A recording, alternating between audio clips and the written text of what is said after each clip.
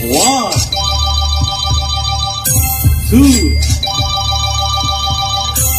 9, 2, 9, 2, up, eto na, up, up, 292,900, 1 million. Profit sharing na milyon-milyon. Alam niyo po ba kung ano yung ginawa ko? Bakit hindi man siya every year, pero almost every year, may bago akong goal. Gusto niyo ba akong tanungin?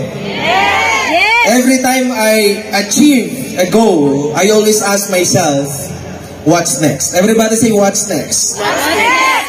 Alam niyo guys, yung pag-hit ng US trip, hindi po siya biro. Sa totoo lang, based sa qualification na binanggit ni Sir George kanina, aside sa kailangan ka mag-push ng sales ng products, you need to develop a new leg. Tama ba?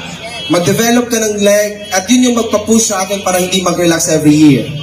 Tsaka kung ikaw ngayon, meron kang gustong ma-hit na goal, or if ever may na-hit kang bagong goal, like nagkaroon ka ng first 50,000 mo, first 100,000 accumulated income mo, or first 1 million mo, first car, first house, first travel abroad, always ask yourself, what's next?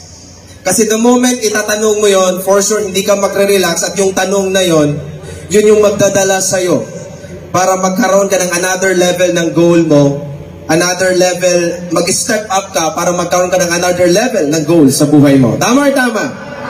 At sa pag-hit mo ng another level ng goal na yan, kailangan mag-focus ka, walang atrasan, your yes must be a yes, there's no turning back, walang reservation, yung hataw talaga na patay kung patay.